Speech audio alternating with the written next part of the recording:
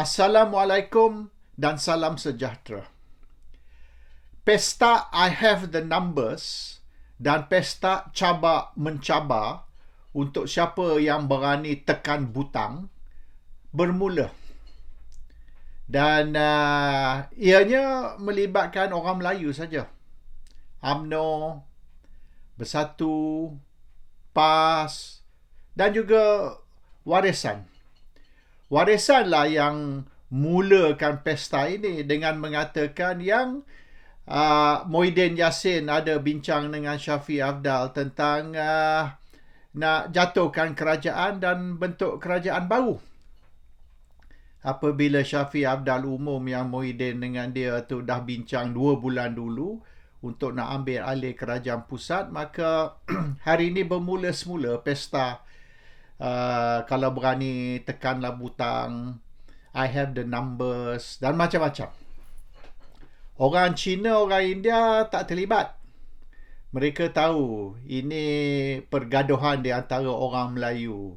Jadi bila Melayu dengan Melayu bergaduh, Cina, India duduk diam.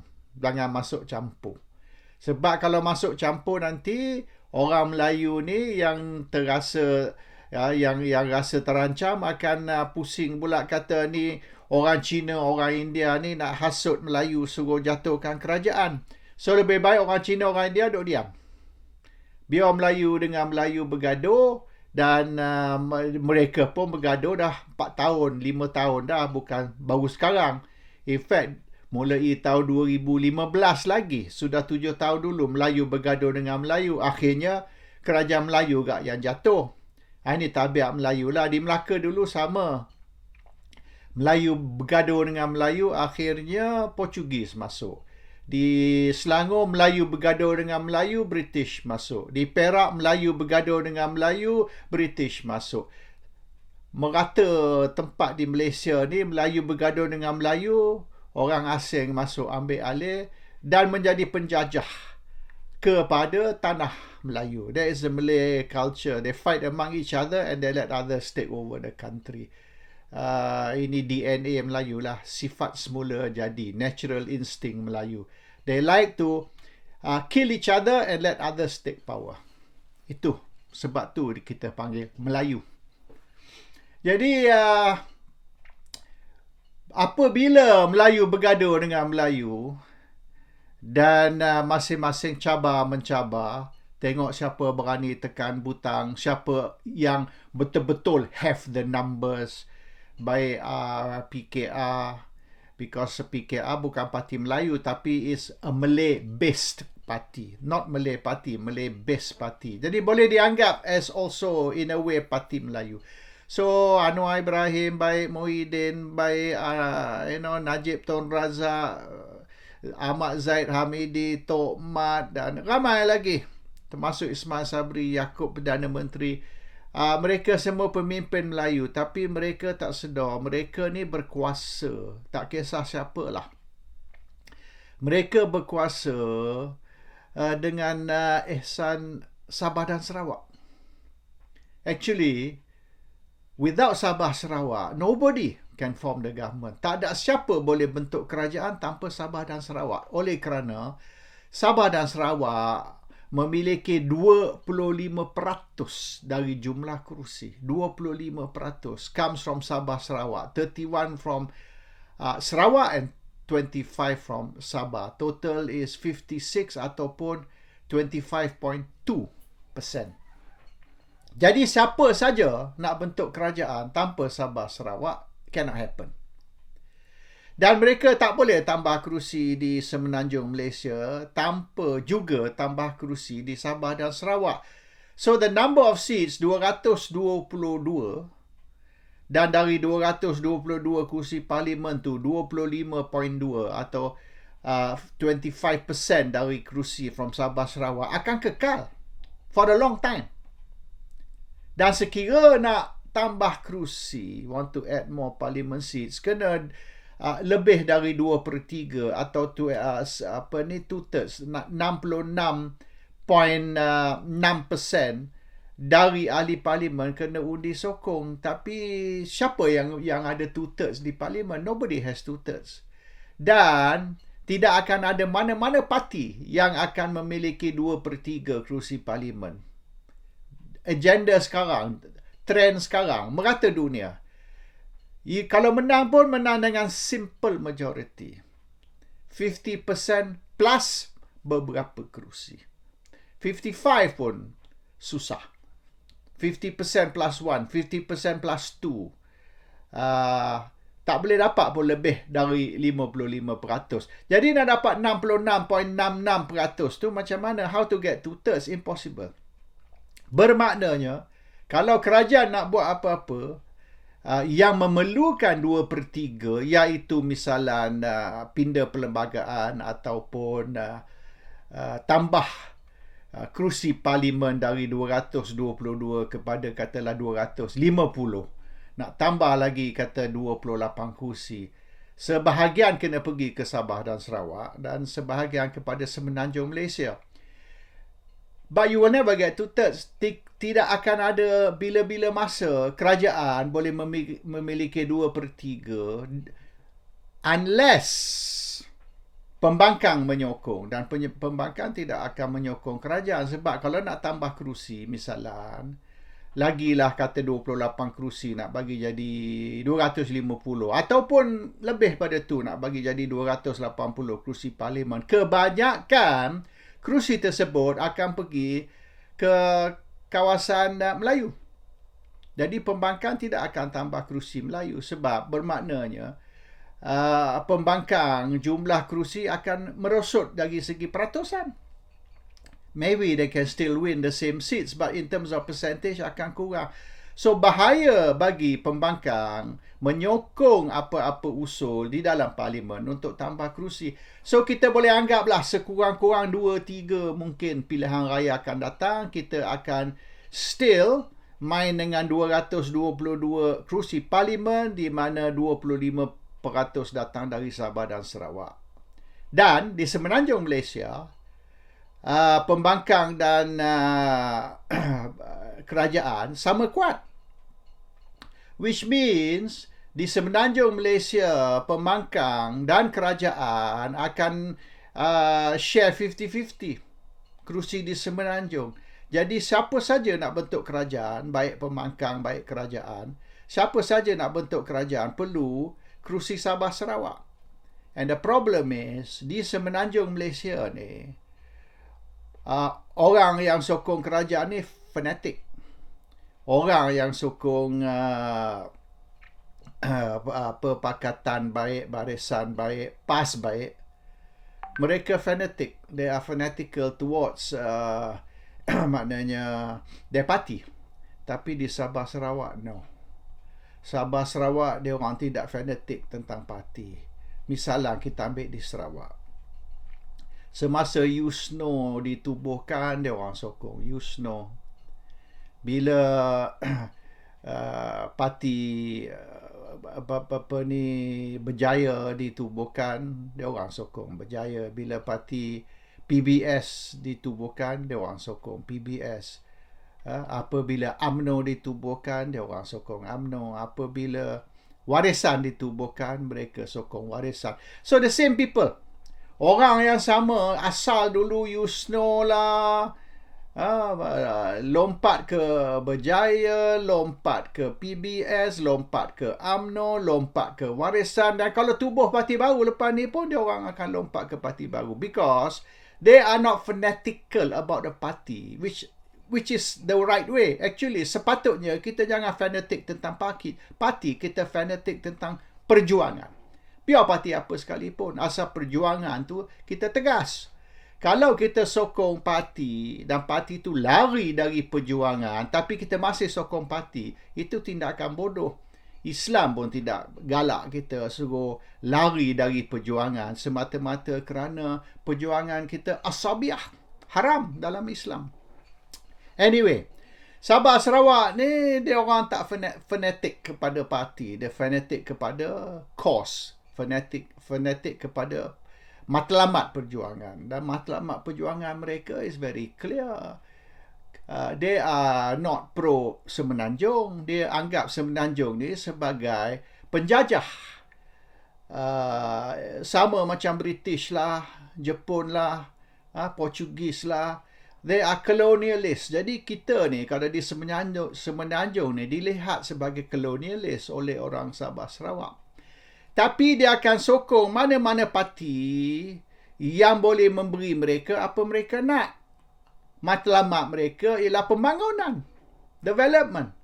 Anyone yang boleh bagi development, dia orang sokong. Tak kisah siapa sekalipun. Kalau DAP pun boleh buat, dia bagi DAP. Tapi mereka tak yakin dengan DAP dan terbukti pada tahun 2018 apabila DAP memerintah melalui Pakatan Harapan, DAP gagal.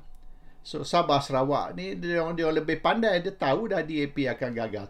Anyway, the important thing is kalau you tak boleh menang the heart and the mind of the Sabah and Sarawak voters, you tak boleh memerintah. You perlu sokongan mereka.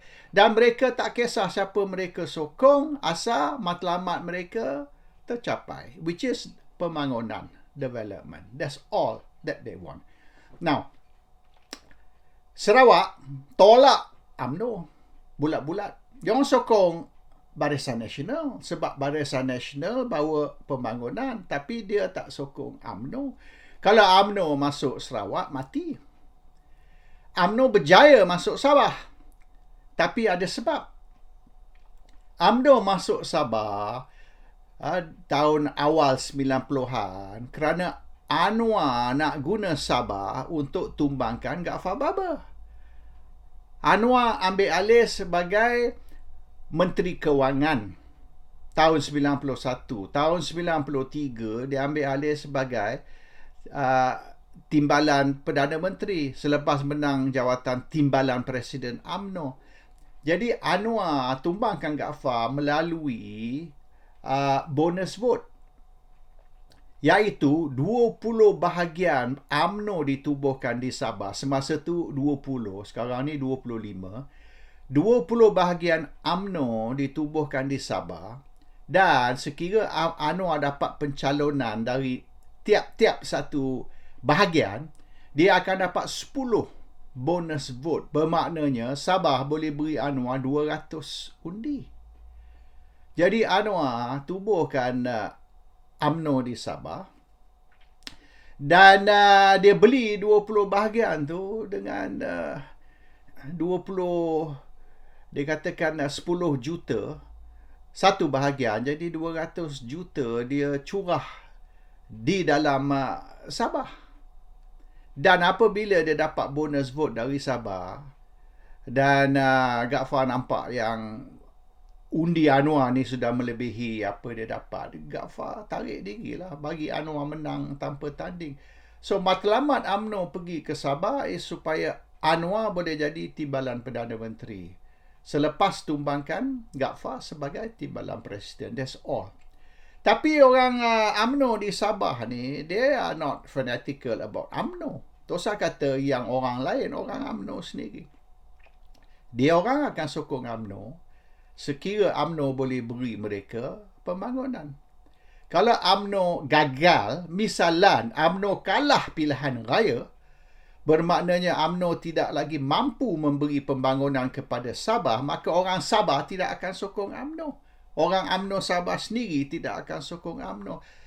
So, sokongan untuk UMNO bergantung kepada UMNO berkuasa. Berkuasa di pusat. Kalau UMNO tak berkuasa, maka UMNO tidak ada power untuk bawa pembangunan ke Sabah. Mereka tidak akan sokong UMNO. So, it is, boleh dikatakan, not blind loyalty, tetapi sokongan subject to certain factors, iaitu subject to awak ada kuasa, saya sokong. Awak tak ada kuasa, saya tak akan sokong. That is the Sabah attitude. Sarawak pun sama. Mereka sokong Barisan Nasional, bukan UMNO, tapi sokong Barisan Nasional sekira Barisan Nasional memerintah. Which means, kalau Ismail Sabri Yaakob dan UMNO dan Barisan Nasional boleh berkuasa di pusat, maka they will get the support from Sabah Sarawak. Kalau UMNO dan Barisan Nasional jatuh oleh kerana UMNO menjatuhkan Perdana Menteri mereka sendiri, maknanya UMNO menjatuhkan Ismail Sabri Yaakob ataupun Ismail Sabri Yaakob jatuh kerana undi tidak percaya atau kerana PAS dan Bersatu tarik sokongan dari kerajaan, bermaknanya Sabah Sarawak they lose the support. So this is very important. Bermaknanya the danger kepada UMNO dan Barisan is not Bersatu atau PAS, but Sabah dan Sarawak. So, diorang ni duduk kutuk, duduk hentam PAS, duduk hentam Bersatu, duduk hentam Muhyiddin.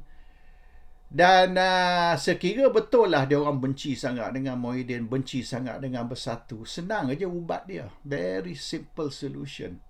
Tendang Bersatu keluar dari kerajaan. Buat macam DAP buat kepada PAS tahun 2015 dulu. Tahun 2015, apabila DAP sudah benci PAS, mereka tutup Pakatan Rakyat. They close down Pakatan Rakyat. Dan apabila they close down Pakatan Rakyat, dia orang tubuhkan Pakatan Harapan. Dia tak benar PAS join Pakatan Harapan. Maknanya PAS tidak dijemput untuk menyertai Pakatan Harapan. Mereka tarik masuk parti serpihan PAS, splinter parti PAS, iaitu Amanah. So, clear. DAP benci PAS, get out. Sekarang ni UMNO benci Bersatu tapi tak berani kata get out. Sepatutnya oleh kerana UMNO atau Barisan Nasional tak sokong Bersatu, declare yang kerajaan sekarang ni kerajaan barisan, bukan kerajaan Perikatan Nasional, bukan kerajaan PN, kerajaan BN. Declare yang kerajaan sekarang ialah kerajaan BN, Barisan Nasional, bukan kerajaan PN, Perikatan Nasional, dan tendang Bersatu keluar dari kerajaan. Apabila BN tendang PN ataupun tendang Bersatu keluar dari kerajaan, maka majoriti tidak cukup, dan dengan sendiri kerajaan akan terbubar dan parlimen juga boleh dibubar dan pilihan raya boleh diadakan. Tapi yang penting ni Sabah Sarawak. What are you going to do about Sabah Sarawak? Sekira you masih berkuasa macam sekarang, Sabah Sarawak sokong. Kalau you dah tak ada kuasa, Sabah Sarawak akan tengok dulu siapa menang pilihan raya ni. BN menang ke Pakatan menang.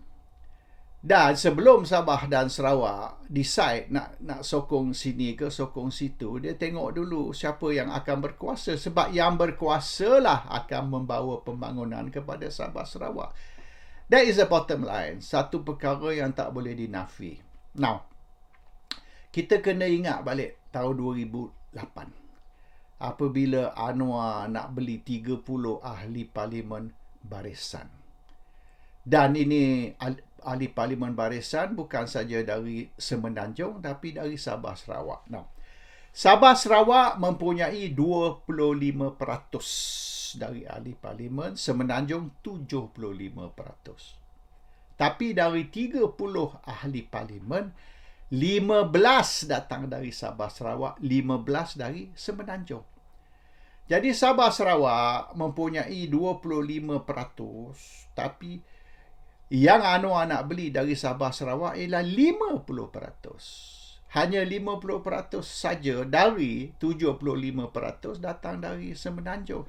So bermaknanya Anwar 16 September, 16 September bergantung kepada Sabah Sarawak, bukan Semenanjung.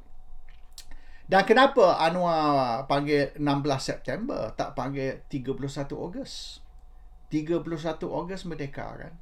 Panggillah langkah 31 Ogos. Tidak.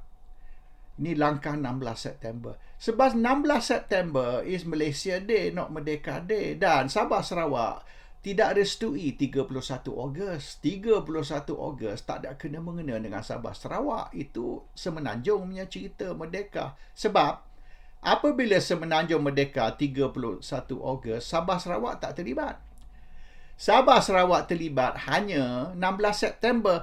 Sebab itu Anwar panggil 16 September. Sebab nak libatkan Sabah dan Sarawak, nak tarik hati Sabah dan Sarawak, iaitu kita akan form a new government on Malaysia Day, not Merdeka Day. Tapi satu masalah, 15 ataupun 50% dari 30 ahli parlimen Sabah Sarawak telah setuju. Tapi mereka ni tak bodoh. Orang Sabah Sarawak kata, you tarik dulu 15 ahli parlimen dari Semenanjung. Apabila confirm 15 ahli parlimen dari Semenanjung akan lompat, maka kita lagi 15 dari Sabah Sarawak akan join. So, dia buat macam filem Titanic. You jump first, then I will follow. Yang belah ni pun kata, you jump first, then I will follow. Jadi yang Sabah Sarawak ni kata, biar yang 15 dari Semenanjung lompat dulu. Yang Semenanjung pula kata, macam mana kita tahu kalau kita lompat, macam mana kalau yang Sabah Sarawak tak lompat? Dan kalau 15 tak boleh, kena cukup 30. Bermaknanya yang 15 dari Semenanjung kata, biar Sabah Sarawak lompat dulu. Bila 15 Sabah Sarawak lompat, confirm kita pun join. So, both side waiting for the other side. Kedua-dua nak belah sana lompat dulu. Jadi, apabila Sabah Sarawak tidak mau lompat dulu, yang Semenanjung juga tidak mau lompat dulu, maka yang 30 ahli parlimen yang Barisan Nasional seorang pun tak lompat. Gagallah rancangan atau konspirasi Anwar untuk menjatuhkan kerajaan pada 16 September 2008. So the point is now, this pesta, kalau berani tekanlah butang dulu. I have the number, saya ada cukup majority untuk bentuk kerajaan lah, ini itu. Kita tanya dulu Sabah Sarawak. Sabah Sarawak join ke tak? Dan walaupun Shafie Afdal ni umum kata Muhyiddin telah bincang dengan dia 2 bulan dulu. Sebab apa 2 bulan dulu? Dan sebab apa sampai hari ini masih tak jadi? Dan sebab apa Shafie Afdal pergi dedah yang satu perbincangan atau rancangan sulit telah dicetus di antara Warisan dan Parti Bersatu? Kerana Shafie Afdal dia nak goncangkan pokok, dia nak tengok apa berlaku. So Shafie Afdal umum, dia nak tengoklah benda ni. Selepas dia umum, Muhyiddin jumpa dia untuk nak bincang jatuhkan kerajaan supaya Muhyiddin boleh kembali sebagai Perdana Menteri. Dia nak tengok reaksi dari kerajaan, reaksi dari UMNO, reaksi dari PAS dan sebagainya. So ini provokasi lah dari Warisan atau Shafie Afdal. Dia umum yang ada plan untuk jatuhkan kerajaan dan ada plan untuk Muhyiddin ambil alih. Dia nak tengok UMNO melenting dan UMNO pun melenting.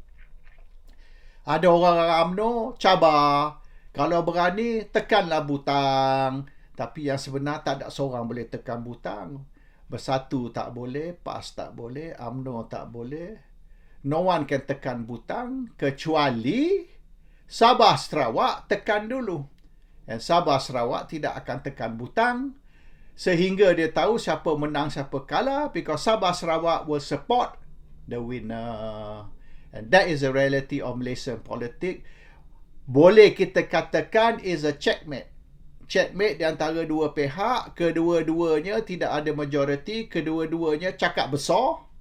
Tapi yang sebenar, they cannot do anything unless Sabah Sarawak say, okay, today we topple the government, barulah government boleh jatuh. Assalamualaikum, salam sejahtera.